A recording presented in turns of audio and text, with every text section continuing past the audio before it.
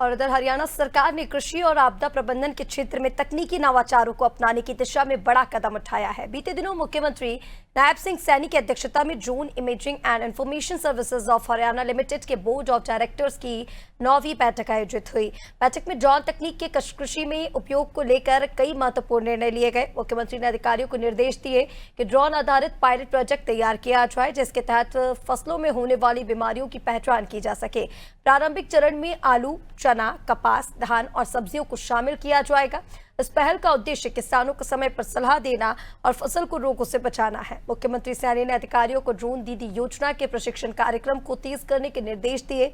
इस योजना के तहत महिलाओं को ड्रोन संचालन का प्रशिक्षण दिया जाएगा, जिससे वे कृषि कार्यों में तकनीकी भागीदारी कर सकें। मुख्यमंत्री ने यह भी स्पष्ट किया कि ड्रोन तकनीक का उपयोग प्राकृतिक खेती, विशेष रूप से जीवामृत के छिड़काव के लिए किया जाना चाहिए।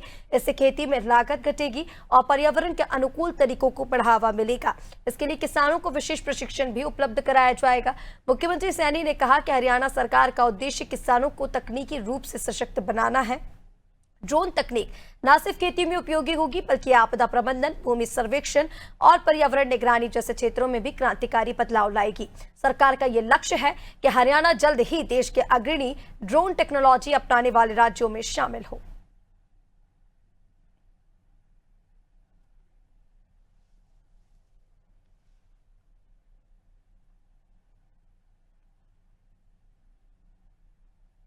और उधर हरियाणा के मुख्यमंत्री नायब सिंह सैनी ने शनिवार को गोरखपुर में हरियाणा अणु विद्युत परियोजना संयंत्र का दौरा किया।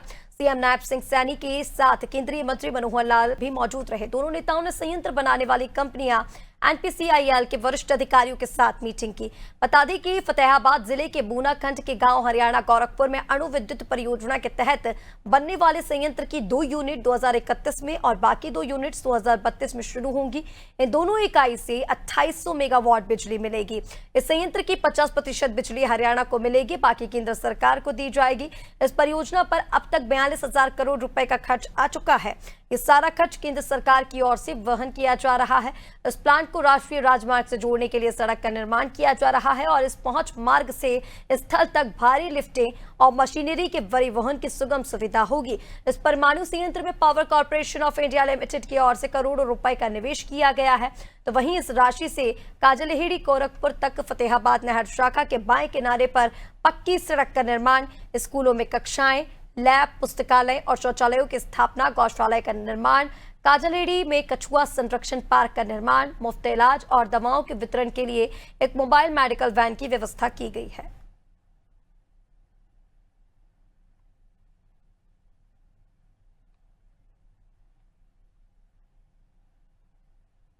और वहीं रेवाड़ी में 15 जून को सीएम नायब सिंह सैनी नवनिर्मित जेल परिसर का उद्घाटन और बस स्टैंड का शिलान्यास करने के लिए पहुंच रहे हैं। शहर के राव तुलाराम स्टेडियम परिसर में उद्घाटन और शिलान्यास समारोह आयोजित होगा। समारोह की तैयारियों का जायजा लेने भाजपा विधायक लक्ष्मण सिंह यादव ने डीसी और एसपी सहित समारोह स्थल का निरीक्षण किया। विधायक लक्ष्मण सिंह यादव ने बताया कि सीएम सैनी जनसेवा को समर्पित करोड़ों रुपए की विकास योजनाओं का तोहफा देंगे। विधायक ने बताया कि समारोह में केंद्रीय राज्य मंत्री राव इंद्रजीत सिंह, हरियाणा के स्वास्थ्य मंत्री आरती सिंह राव, जेल एवं पर्यटन मंत्री डॉक्टर अरविंद कुमार शर्मा मौजूद रहेंगे। मुख्य मंच पर केवल वरिष्ठ जनों की बैठने की व्यवस्था रहेगी। सांस्कृतिक मंच भी समारोह स्थल पर तैयार किया गया है।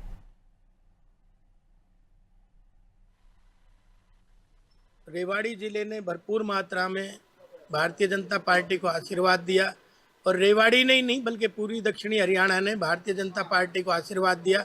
उसके लिए हर विधानसभा क्षेत्र में आदरणीय मुख्यमंत्री जी जनता का धन्यवाद करने आ रहे हैं। उसी तर्ज में रेवाड़ी में भी आ रहे हैं। तो उस अवसर पे कुछ बहुत सारे शिलान्यास, बहुत सारे उद्घाटन आदरणीय मुख्यमंत्री जी करेंगे। उनके साथ में हमारे इस क्षेत्र की आन बान शान राव इंद्रजीत केंद्रीय मंत्री रहेंगे, बहन आरती राव जी रहेगी, बाबा बालकनाथ रहेंगे, बाबा कालिदास जी रहेंगे और दक्षिणी हरियाणा के लगभग सारे चुने हुए विधायक भी उस मंच पे आएंगे। रेवाड़ी जिले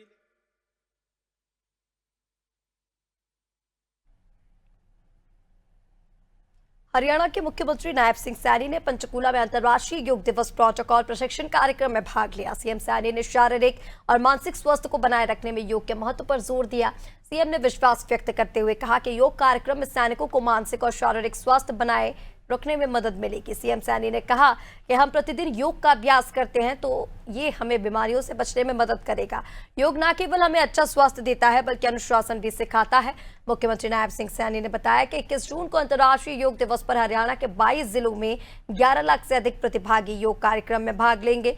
मुख्य कार्यक्रम कुरुक्षेत्र के ब्रह्म सरोवर में आयोजित किया जाएगा, जहां बाबा रामदेव करीब 1 लाख प्रतिभागियों के साथ योग कार्यक्रम का नेतृत्व करेंगे। सीएम सैनी ने कहा कि इस वर्ष अंतर्राष्ट्रीय योग दिवस की थीम एक पृथ्वी एक स्वास्थ्य है, तो वहीं हरियाणा सरकार ने इसमें योग युक्त नशा मुक्त हरियाणा का नारा भी जोड़ा है। आज योग न केवल भारत में बल्कि पूरे विश्व में लोगों के जीवन का ये हिस्सा बन चुका है और मुझे ये भी खुशी है आप सबको बताते हुए कि इस वर्ष 21 जून को हम सब मिलकर के हरियाणा में एक नया इतिहास वो रचने जा रहे हैं। उस दिन हम हरियाणा प्रदेश के 22 जिलों में और 121 हमारे खंड हैं, उन खंडों में लगभग ये 11वां ये योग दिवस है और 11 लाख से ज्यादा हमारे लोग उस दिन हरियाणा में हिस्सा लेंगे। एक महोत्सव के रूप में हम इसको हरियाणा प्रदेश के अंदर मनाएंगे और मुझे खुशी है कि यह भव्य कार्यक्रम राष्ट्र ऋषि श्रद्धे हमारे योग साधक और एक साथ जो योगाभ्यास करेंगे, यह भव्य कार्यक्रम योग ऋषि स्वामी रामदेव जी के निर्देशन में ये कुरुक्षेत्र में होगा और इसका भव्य कार्यक्रम पूरे प्रदेश के अंदर आदरणीय रामदेव जी के साथ मिलकर के उस दिन का हम ये योग दिवस मनाएंगे। जैसा मैंने बताया भी है कि कुरुक्षेत्र में राज्य स्तरीय कार्यक्रम में हम पतंजलि योग पीठ हरिद्वार के सहयोग से जो राज्य स्तरीय कार्यक्रम है उसमें 1 लाख से ज्यादा लोग उस दिन ब्रह्म सरोवर के ऊपर, जहां भगवान श्री कृष्ण ने सर्व मानव जाति के लिए गीता का संदेश दिया, कर्म का संदेश दिया, उस पवित्र भूमि के ऊपर 1 लाख से ज्यादा लोगों के साथ इस योग को मनाने का अभ्यास करेंगे। और चलिए बुलेटिन में यहाँ रुकेंगे एक छोटे से ब्रेक के लिए, जल्द हाजिर होंगे।